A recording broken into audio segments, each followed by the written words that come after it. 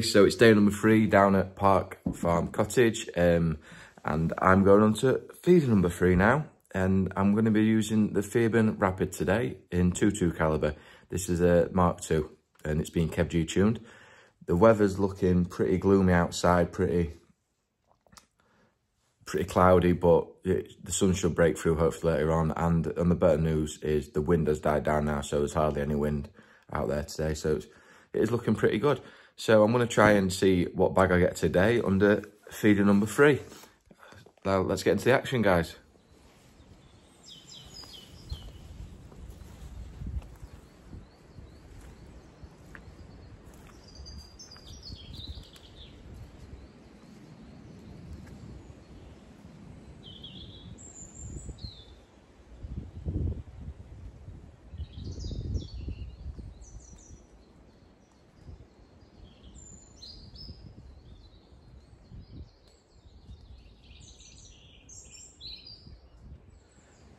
Right, good morning guys. We're on day 3 now of the Park Farm trip, and we're at feeder number 3 as well. This hide I showed you yesterday in my last video, it's already been pre-made. It's been here for quite a while now, so I don't have to use the seat hide, but I brought it anyway just to sit down on, because there were a green bucket, no sorry, a red bucket that when you're sitting for long hours, I do like to have a bit of a backrest and a cup holder, you know, for a coffee and things. And I'm not going to pull it up because obviously I've got colour from this camouflage tarpaulin that's over me, and the only thing I got is I'm going to use as trigger sticks. There is like a wooden thing here looking down onto the feeder, but it's always good to get a trigger stick so you can get a nice level ground on that. The rifle I'm going to be using for this episode is my Theoben Rapid Mark II. This is in 22 caliber, and it's been KevG tuned and serviced, and it's got a KevG silencer on it as well. I fitted a 280cc bottle to this because the 400cc bottle that come with it was a bit battered, so I got one of these from Best Fittings. It's got some sports match mounts on it, and this scope is a classic Simmons scope. It's a Diamond Mag, if any of you can remember what a Diamond Mags are. They were, I think it was late 90s, early 2000s that these were quite popular, along with the whitetail classics when Rapids were around, with like the Logan Mark 1s and the Airguns S310s and things like that. So you're going to get a bit of scope cam footage hopefully from Diamond Mag, and it's got a very interesting reticle on it. I think it was before Mildots, I believe.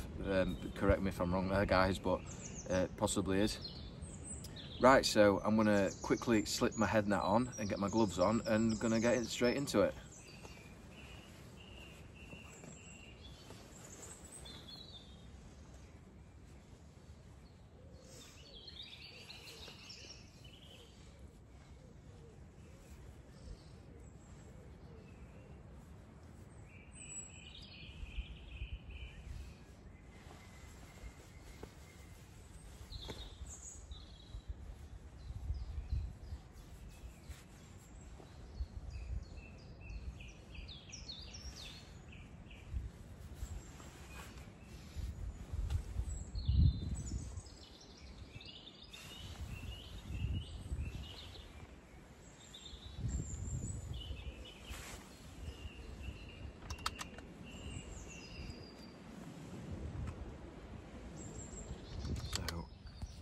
That's my view from inside the hide.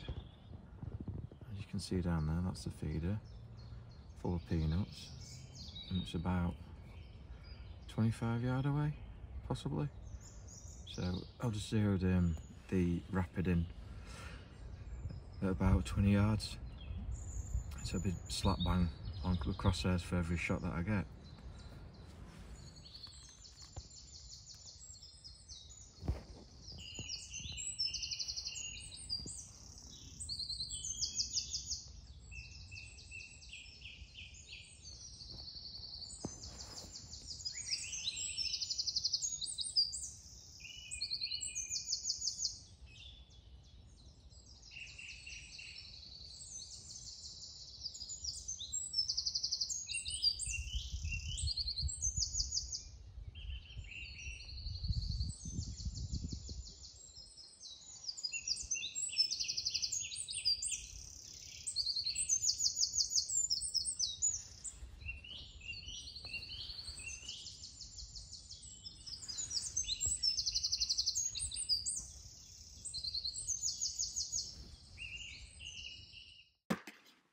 And here is the first customer of the day. This is looking through the thermal spotter that I've got, the Hick Micro Lynx 19mm. He's just on his way to the feeder.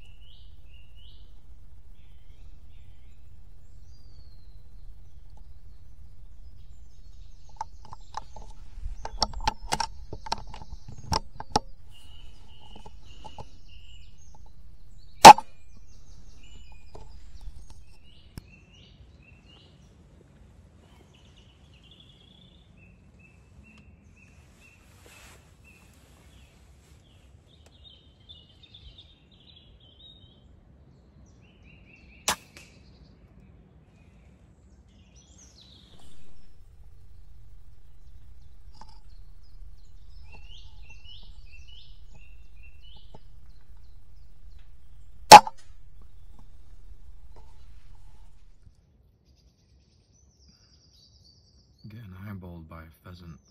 Been there for the last 20 minutes just staring at me.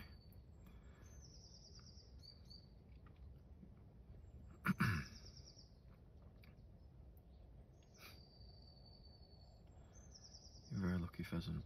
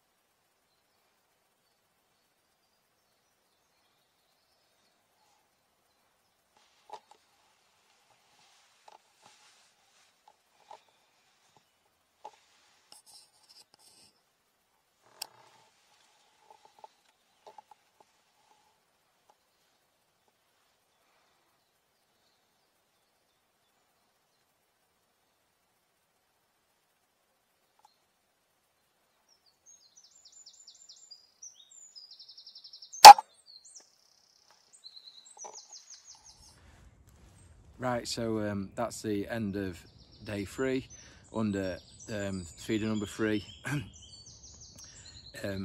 Now this one, I would have thought would have been a bit more productive because it's had the peanuts in for 2 or 3, well, nearly a week now. And like I said, I've come down yesterday and I got 1 from it. And I had 4 shots today and got 3. They're there. So it wasn't the busiest day. The rain's been on and off, but thanks to obviously the camouflage tarpaulin and the hide that's already up, you know, it was a massive help as well. I just brought my seat down and was sat there comfy drinking coffee, and saw quite a lot of wildlife. Obviously saw the deer come past early this morning. That was nice to see. Then I had a pheasant eyeballing me for about 20 minutes. Well, he was there for about 45 minutes in the end. He stopped for that long. I thought we were going to wait and watch me do a bit of shooting, to be honest, but then he decided to go. Yeah, the Rapid, what can I say about the Rapid? You know, great guns, always have been. I think it was way ahead of the time when they were built. Back in the day when they started off in like the early 90s, I believe the first Mark 1 come out, and then I think the Mark 2 come out in the early 2000s, maybe something like that. But yeah, great guns, and I do love my Rapids. Should probably hunt with them a bit more actually, because you know there's no, I believe they can go toe to toe with any modern day gun out there on the market at the minute. And please leave your comments about the Simmons Diamond Mag and let me know what you think about that. You know, it's a great little scope. I think they were about £209 back in the day when Simmons were obviously had them in production, which were probably quite a lot of money back then. But yeah, and this one come with this Mark II that when I bought this. The only thing I've actually done to the Mark II as well, other than the Kev G tuning and the upgrades, is this stock. I bought this stock off eBay. It had been hydroed by Hydrographics because the walnut one that it come with were quite battered, a bit like the Buddy bottle. So yeah, I bought that. I think that were about 80 quid off eBay, and it, you know, it fits a treat and it blends in nice. It's the all-purpose green camouflage. So yeah, that pretty much nearly rounds my 3 days off down at Park Farm, and I'm going to be got 1 more shoot tomorrow morning. Then I'll have to be heading home and going back to work, I'm afraid. But I hope you've really enjoyed obviously my time down here and enjoyed my shooting trip and enjoyed sharing these moments with me. And I'm looking forward already to coming again next year. I'm going to leave a link of how to book this place, put the website in the description below, so if you want to obviously check it out and give Ro a call, he'll be more than happy to speak to you and let you know and give you some pricing for coming down and obviously enjoying this beautiful place that he's got. I'd love to come down quite a lot more if I could make it, you know, throughout the year and do a lot more shooting. There's not just squirrel shooting, there's pigeons and rats and all sorts of different things. I believe it's got some rabbit shooting as well now in another paddock. So you don't just have to come and shoot squirrels if you don't want. You can go out and shoot all sorts of different quarry, but you know that he's had these feeders up for quite a while now, and the squirrels know them. And I'm not going to lie, every time I've come down, I think it's my 4th year, 3rd year, and I've always shot something, and it doesn't get overshot. There's always things around. You know, it's like you are doing some really good countryside management by culling the greys. You know, you're protecting the songbirds and all the rest of the little things and the trees and everything else that the grey squirrels damage. So it's not just about coming down and having some good sport, it's all about you know, looking after the countryside as well and keeping the natural balance. So yeah, 1 more morning's of videoing, guys, and then it's back to work for me. I hope you've enjoyed it once again, but thanks again to Ro and Joe Norman for letting me come down and shoot. I really much appreciate it, and I'll see you all again soon, guys. Cheers.